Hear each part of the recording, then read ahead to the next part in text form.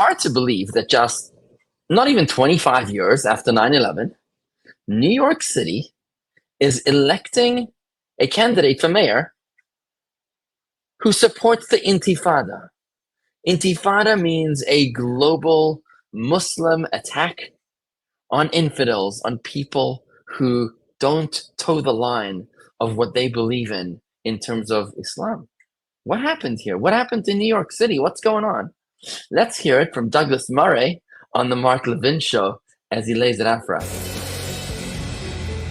Welcome back, America. We're here with a wonderful guest, good friend of mine, Douglas Murray. He's written On Democracies and Death Cults, Israel and the Future of Civilization. He's a Manhattan Institute Senior Fellow. He's also a resident of New York, which is having this appalling election that's coming up. Douglas Murray, a couple of quick questions for you. Let's start this way. Number one, this fusion of Marxism and Islamism that we see in New York, in the streets, in our colleges and universities, in the politics and so forth and so on. The United States and the West really has had its guard down for a long time. Isn't that part of the problem when it comes to immigration and education and all the rest of it? Absolutely it is. I mean, the amazing thing is, Mark, that all of these things are getting worse, certainly in the case of the mayoral race in New York that you just mentioned.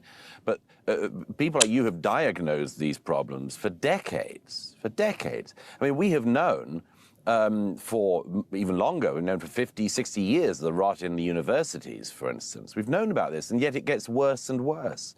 The key thing, as I've written about in a number of my books, has been that we have been inculcating, spreading, indoctrinating a new generation of Americans into anti-Westernism.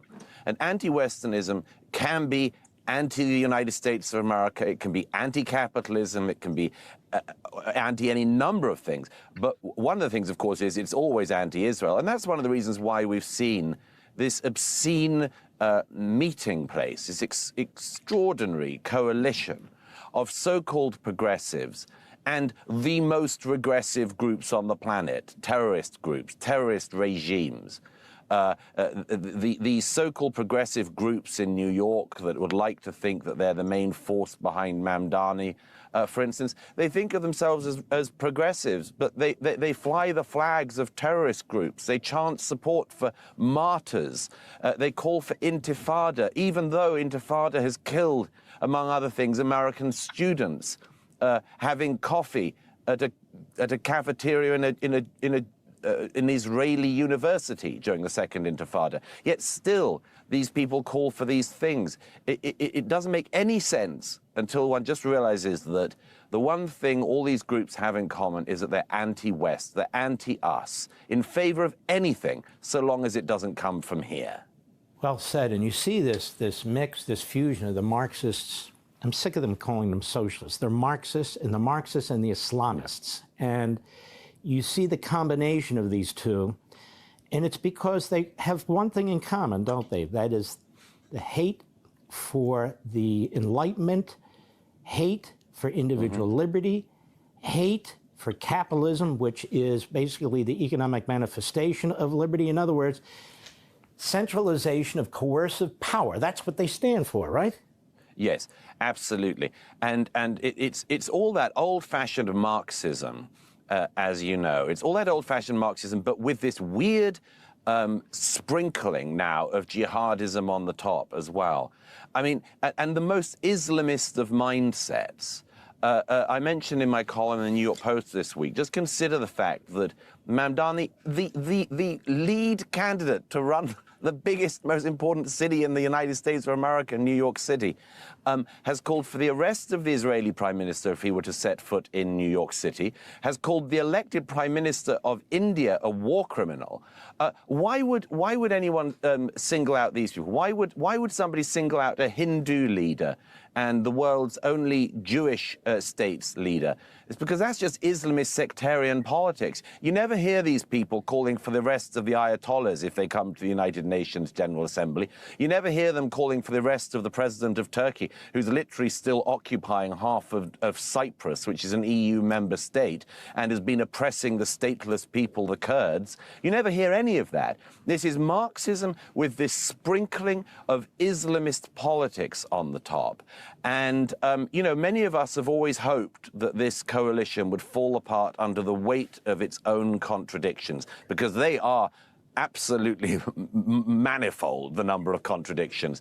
But actually, it needs much more than that. In my view, it needs decent, ordinary Americans to come out and say, this weird fringe minority obsession, you can have that, but that's not us. That's not the United States of America. That's not where the mainstream here is. 1 million people might vote for Mamdani.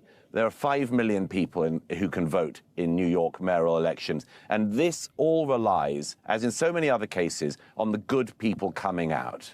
When we return, Douglas Murray, the Democrat Party and its leaders, have you ever seen anything so embarrassingly feckless as these people? It's a reality that what we think about becomes our reality.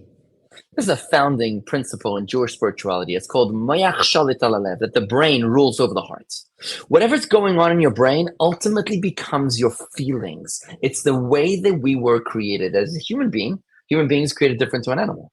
A human being is vertical and the animal is typically horizontal. The brain and the heart of the animal are pretty much on the same level. In fact, the brain is a little lower than the heart of the animal. With regards to a human being, it's vertical because the brain dominates over the heart. And the ideas that we allow to filter through our minds and through the minds of our children are ultimately going to become their reality. So as long as we're going to expel God from the schools, expel God from our homes, expel God from our realities, we're going to be left with a socialist experience. We're going to be left with children that are grappling for values, that are unclear of direction. When they want to be passionate about something, but what are they passionate about? They're like a rebel without a cause, and ultimately they'll end up without having any other choice but to support pro-Hamas, anti-woman, abusive women, October 7th, horrific atrocities, because they simply don't have the values. They just don't know up from down. This is a very interesting idea in Jewish spirituality, where when we're able to reverse engineer this idea that the brain becomes the heart, it's then that we realize that if you actually want to avoid having a bad feeling, if you're feeling anxiety about something, then how can you mitigate that anxiety? So Jewish spirituality tells us that if you just modify the thought, then you won't have the feeling anymore. So in other words, if you're feeling worried about the election or the economy or your marriage or your children or something, if you just change the CD and choose to think not about the negative, but about the positive. Think not about what you've lost, but rather about what you have. Every situation has a positive and a negative, every single circumstance. So you can choose to dwell on the dark or the light, to dwell on the negative or the positive. If you're going to dwell on the negative, it's going to bring negative emotions. If you're going to dwell on the positive, it's going to bring positive emotions, which ultimately will become positive actions or negative actions. What's happening in New York is the result of decades of a lack of direction, of a lack of accountability to our thoughts and the kind of education that we're giving our kids, but it's not too late. We can turn this around today, change the CD. Let's unapologetically embrace our true values. Let's embrace our relationship with the maker of the universe. We're the American people who built this country not in a way of freedom from religion, but rather freedom of religion. And if we can re-embrace our values in God Almighty, we can save our kids. It's not too late.